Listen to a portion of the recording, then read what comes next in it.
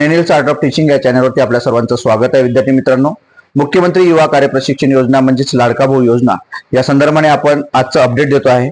आपल्याला माहिती आहे विद्यार्थी मित्रांनो की 3 तारखेपासून आझाद मैदानावर जो आंदोलन चाललेला आहे, हा आंदोलन बाळाजी पाटील चाकूरकर, अनुप कुमार सर आणि हरिभाऊ राठोड माजी खासदार यांच्या विद्यमाने चालू आहे, यांच्या नेतृत्वात चालू आहे.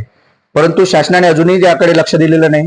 परंतु जे इतर विरोधी पक्षनेते आहेत, विरोधी जे आमदार आहेत, या सर्वांनी या ठिकाणी भेट दिलेली आहे आणि त्यावरती शुभांगीताई पाटील जे आहेत आपल्या आमदार आहेत, त्यांनी सुद्धा शासनाला अल्टिमेट दिलेला आहे आणि शासनाला सुद्धा सांगितलेलं आहे की आमचं जर सरकार असतं आणि सरकारने जे काही बोललेलं आहे, मग मुख्यमंत्री देवाभाऊ असेल किंवा उपमुख्यमंत्री एकनाथजी शिंदे असतील किंवा अजितदादा असेल, हे सर्व खोटे बोलत आहेत. कारण शासन आणि राजकारण हे लबाड असतं, परंतु देवाभाऊ हे लबाड आहेत हे या ठिकाणी स्पष्ट झालेलं आहे, असं सुद्धा त्या ठिकाणी व्यक्त केलेलं आहे.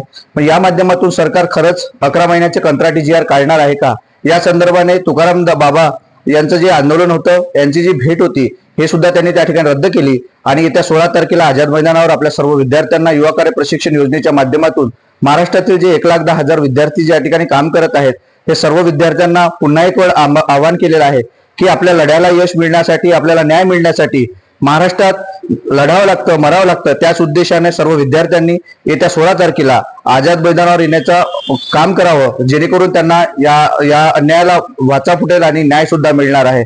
याकरता विद्यार्थी मित्रांनो, हे आजचं अपडेट आहे, यासाठी आव्हान आहे आणि हे आव्हान आपण सर्वांनी स्वीकारावं आणि आझाद मैदानावर यावं आणि आपल्याला न्याय मिळावा. याकरताच हा व्हिडिओ बनवला होता आणि हा आजचा अपडेट होता. आपल्याला हे अपडेट कसं वाटलं हे नक्कीच कमेंट बॉक्समध्ये कळवा आणि माझ्या या चॅनलला अशाच अपडेट करता सबस्क्राईब करा. धन्यवाद.